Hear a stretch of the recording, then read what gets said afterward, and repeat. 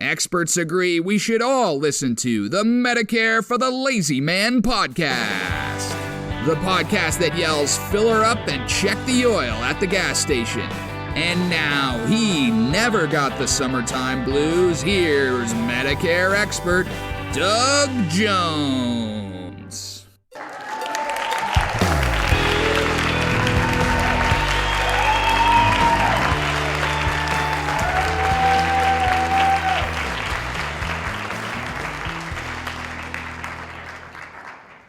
Well, hello, everybody. Welcome to another episode of the Medicare for the Lazy Man podcast.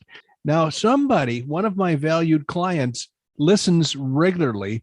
And of course, I'm always worried about mispronunciations or whatever, but he told me that my voice was sounding like sandpaper a couple of episodes ago, and I think it's sounding better. So I'm hoping that you agree, and I'm hoping that you're glad you tuned in to listen to this episode of the Medicare for the Lazy Man podcast. What we're doing here is helping people feel good about the transition from Medicare or from Obamacare to Medicare. It doesn't have to be a real scary time. It has to be planned out a little bit. There are a few decisions that it's important to make, but once you've made those 2 or 3 easy decisions about what kind of coverage you want to have protecting you, and once you've enrolled with the help of a trusted health insurance agent such as myself, then your Medicare work is going to typically be done, except for maybe looking at your changing drug plan once a year in the fall. And I can tell you how to do that. So you can just get a stiff drink and sit down and open up your computer and solve your drug plan questions for another year by following my instructions. So basically, I wrote a book about maybe 4 years ago called Medicare for the Lazy Man. And it was a popular entry into the Medicare book niche at Amazon. And so every year since then, I have updated the book and brought up the details that change once a year, things like the premiums for certain Medicare coverages. The government decides to change those every year, and no surprise, they always go up. So it's my pleasure to be working on the 2022 edition of that book right now, and I'm hoping that by the time you hear this episode, the 2022 book will be very close to being released into Amazon and will be put on sale. So in the meantime, I always enjoy spending some time with my good friend Randy Carson, who is in charge of the all the nuts and bolts and the mechanical aspects of this particular podcast, and he's the reason it sounds so good. Hello, Randy. Thank you for joining us today. Oh, you're absolutely welcome, Mr. Jones. While you were talking about your new book for 2022, Say that fast 6 times. I can't. That's my problem. But you know what occurred to me? What's that? I'm sure you'll remember this, but some of the folks in the audience may not. Obviously, your book ranks very high in its category on Amazon. It gets a lot of 5-star reviews. I wish people would write more 5-star reviews. Yes, yeah. Make his day. Go write him a review. It just really makes his day. But there's another category. You remember that you were like, I think you might at one point in time been higher than even in the Medicare world. Yes. And what was that? That was travel tips. Travel tips.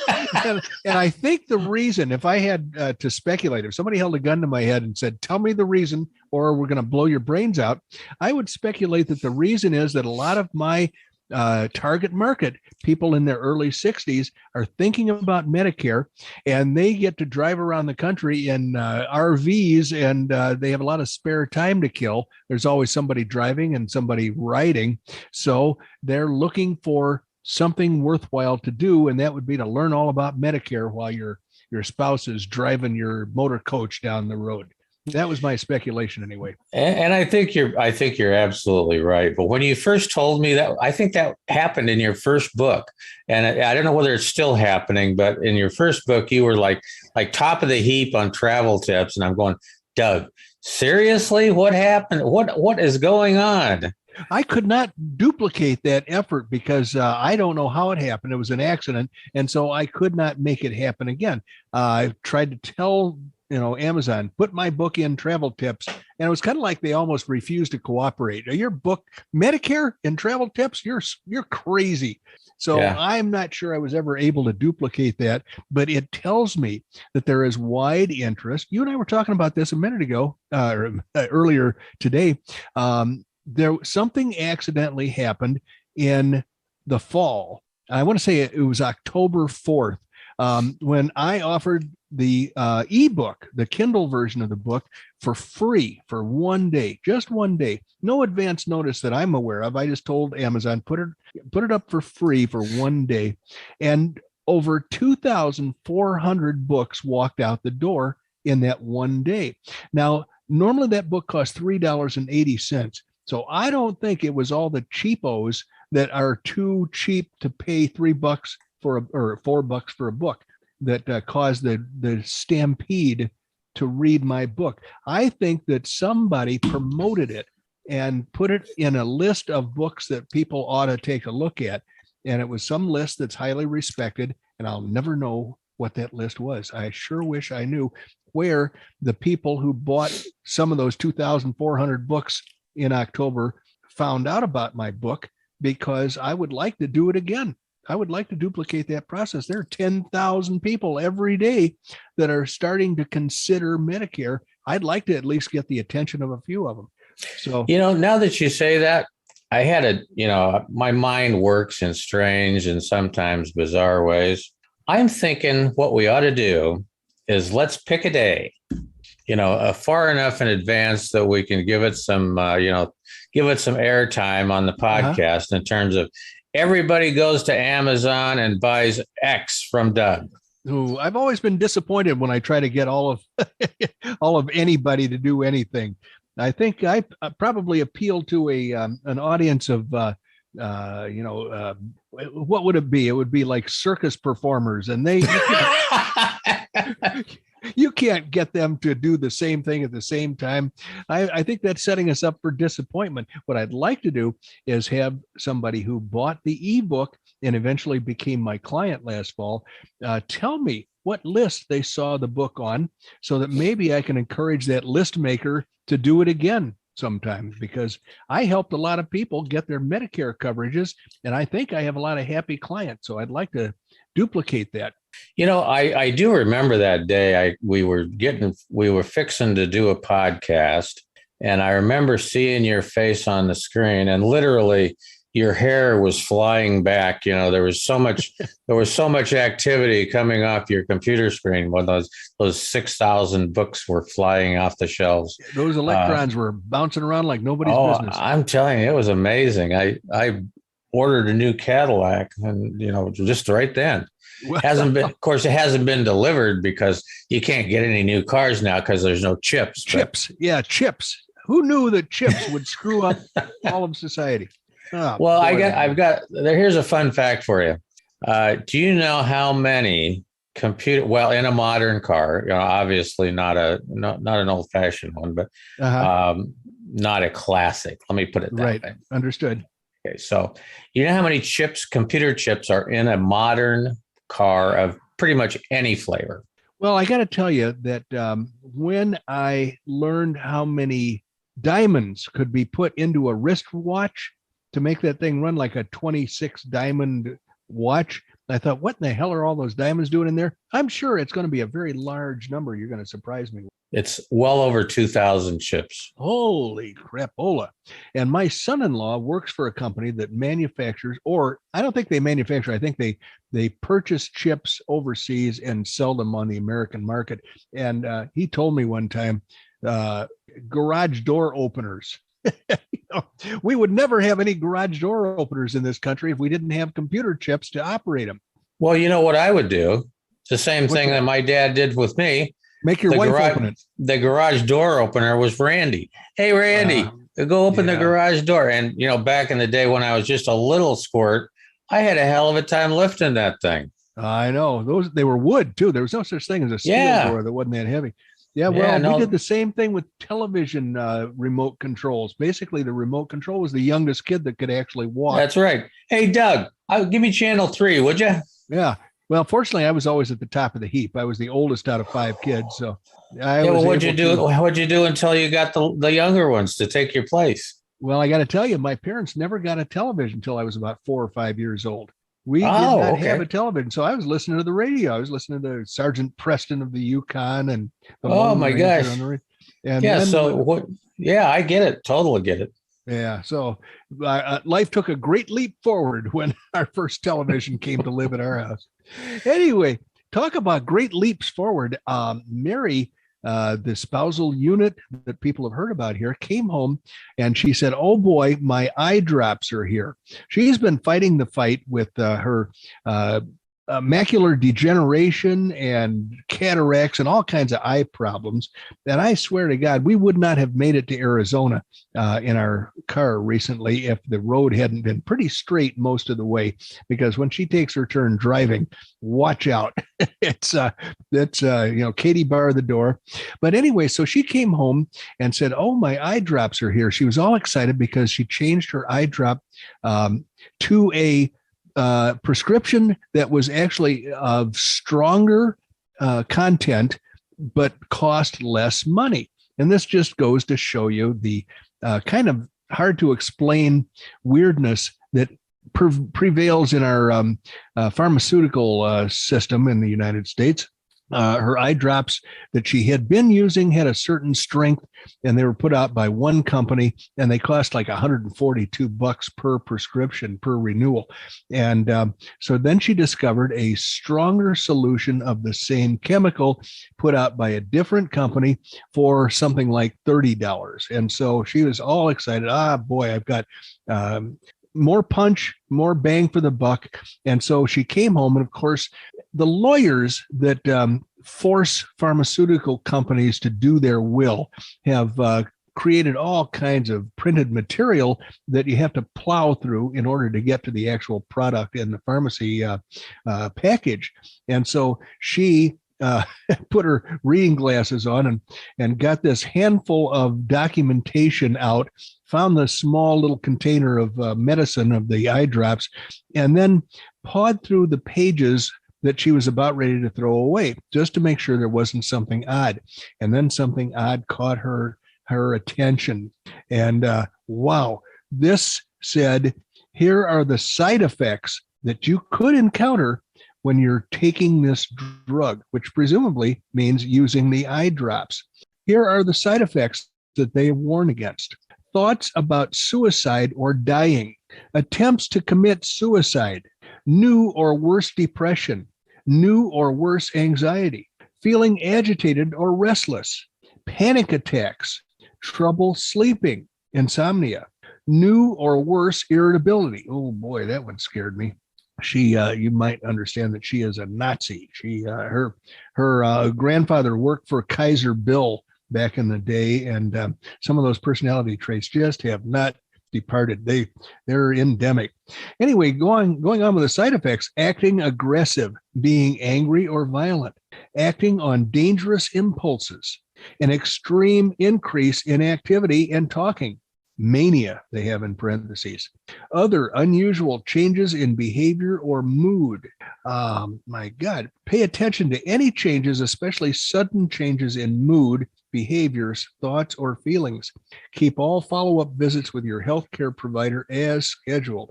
And it goes on with other side effects: skin rash, hives, difficulty breathing, fever, swollen glands that do not go away, swelling of your face, lips, throat, or tongue, yellowing of your skin or the whites of the eyes, unusual bruising or bleeding, severe fatigue or weakness, unexpected muscle pain, frequent infections. These symptoms may be just the first signs of a serious reaction. Holy crap. A healthcare provider should examine you to decide if you should continue taking this. And then the reality sank in. Somehow the pharmacist had put the wrong set of directions and warnings into her medication. And she was about ready to take this stuff back to the store and get a refund. Oh my God. I mean, believe me, I was scared stiff when you were reading those. But you know what I'm thinking of? I'm thinking of holy bananas. And those are the positive effects, right? Yeah, this turns out to have been a complete error on the part of the pharmacist. And my God. I don't want to say what the actual drug this stuff applies to, but it's for a pretty serious physical condition that Mary does not have.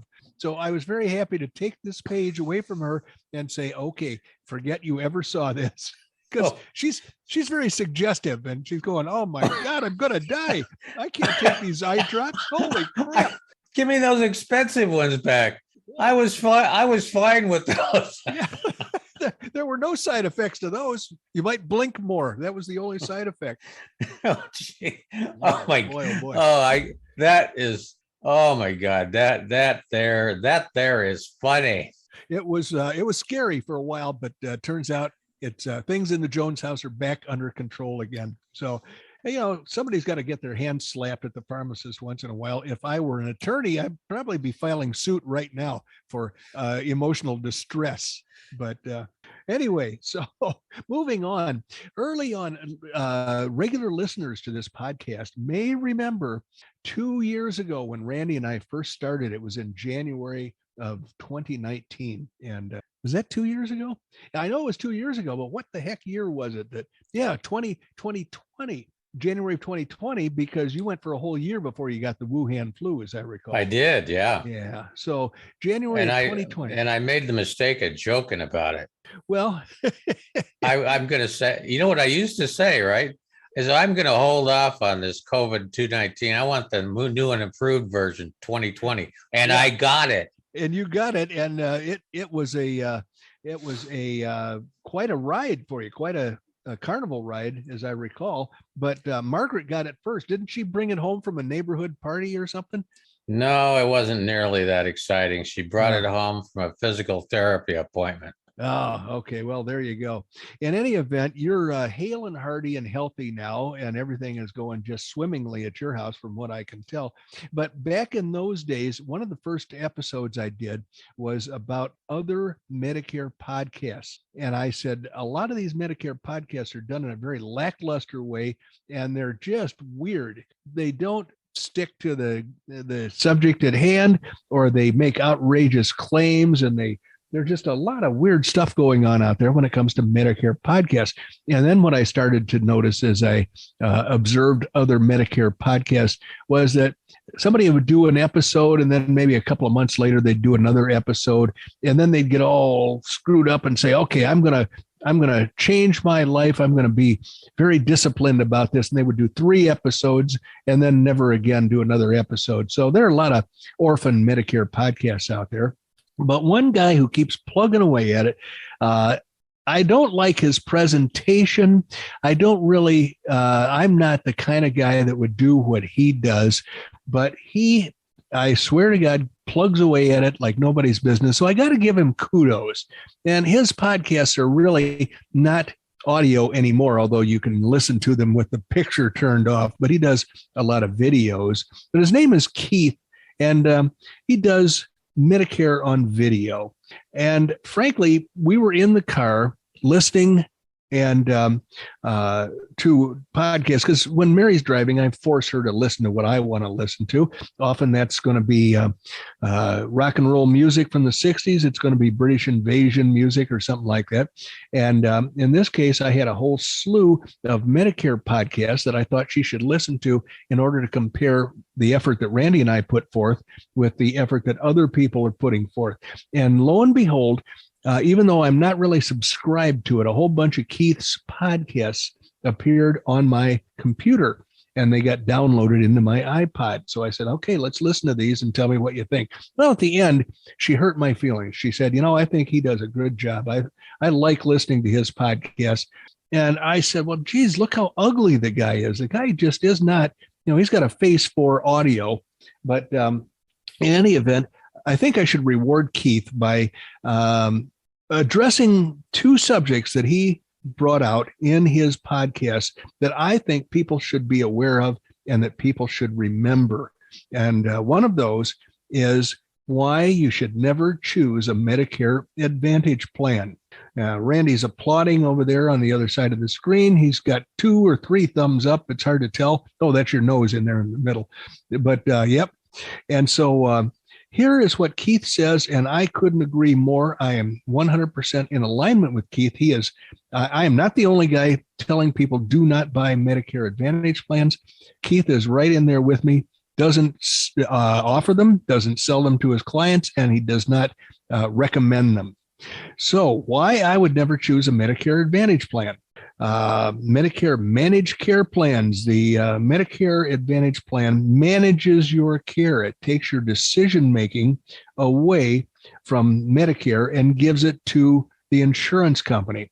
I don't have anything against private enterprise, but the insurance companies are not always looking out for your best interest and your freedom of choice. So what happens is I made a bunch of notes. Medicare deals with a claim and then sends it to the Medicare supplement plan. With a Medicare Advantage, you don't have Medicare at all. You go to the doctor that the plan tells you to go to, and then they will deal with your claim in the way that they've determined to see fit. And often that means you pay a bigger chunk of the cost than you would if you had a Medicare supplement plan.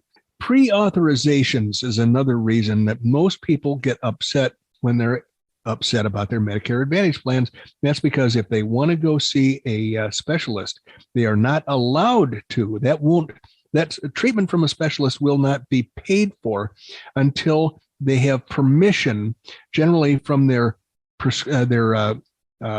personal physician, their PCP.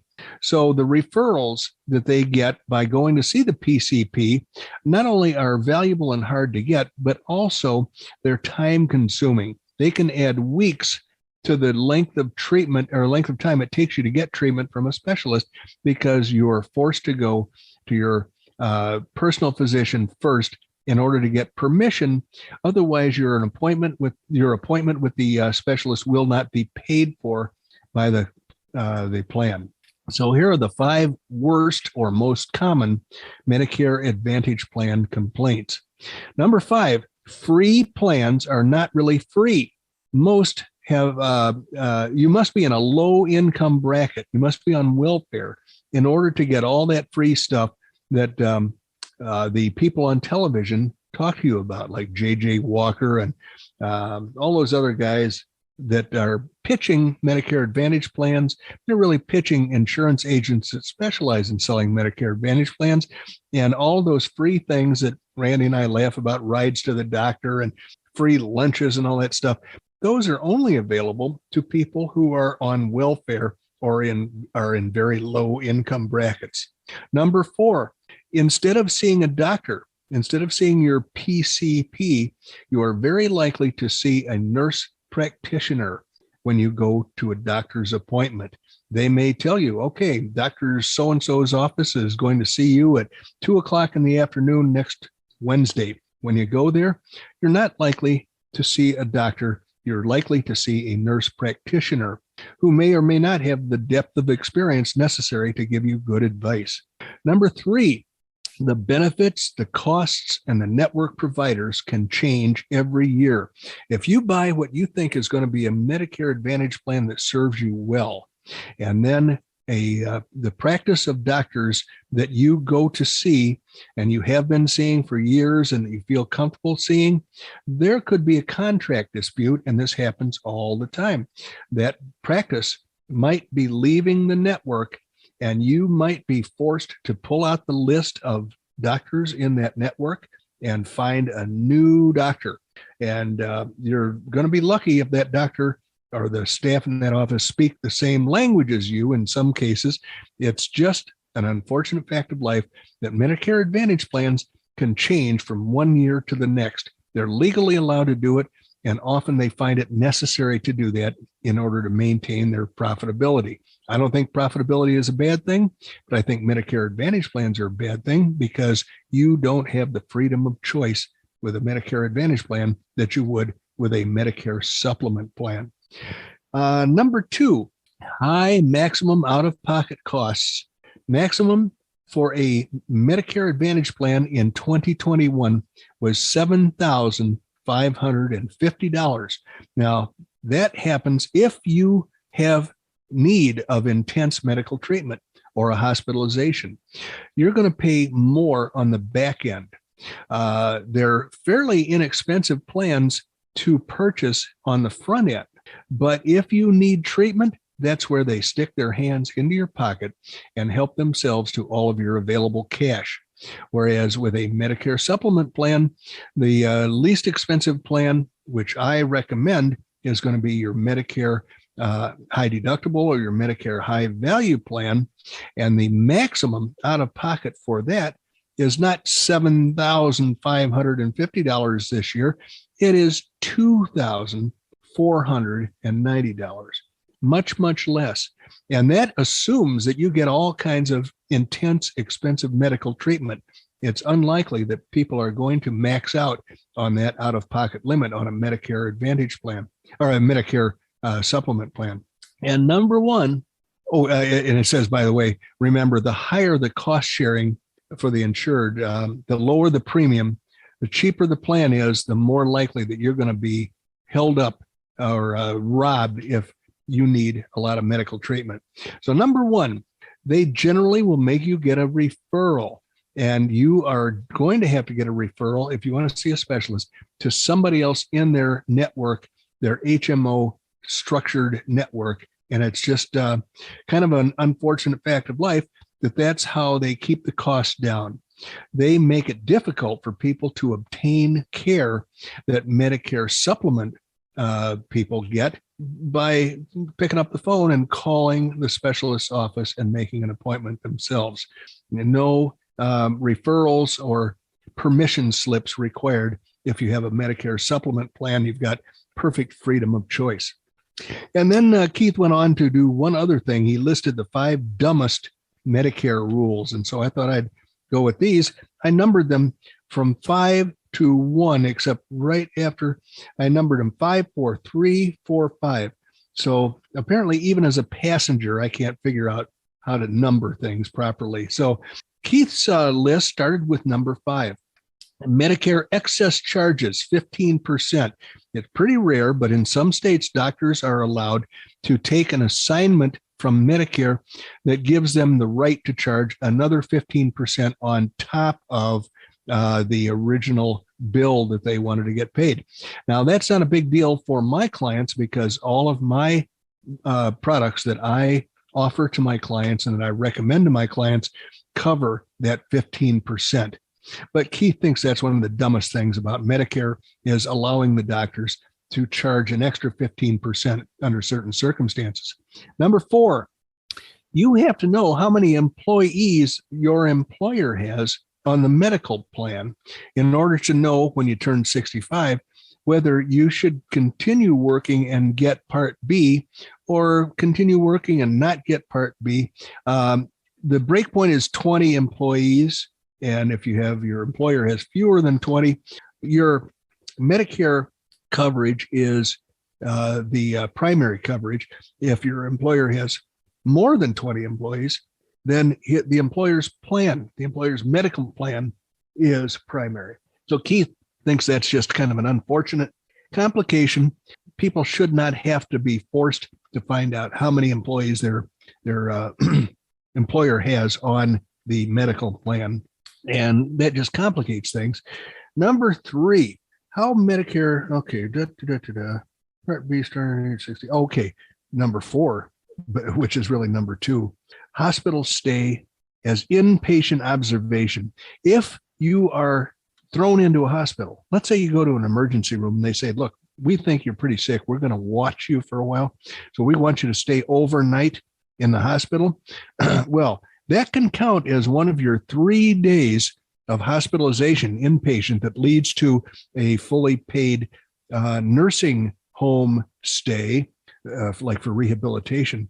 But if the hospital categorizes you as only being there for observation, even though you're staying overnight, even though you might stay for a couple of nights, then you might not qualify for the 3 days in the hospital rule that allows you to be covered in full for a nursing home stay. So if you need to go to a nursing home for rehab or whatever, they're going to pay for it unless you were in the hospital for 3 days. And you might be in the hospital, but if the hospital says that you were only there for observation, that doesn't count, and you won't get the Medicare benefit for the nursing home. And here is the apparently worst thing: not counting retiree or COBRA coverage as creditable coverage.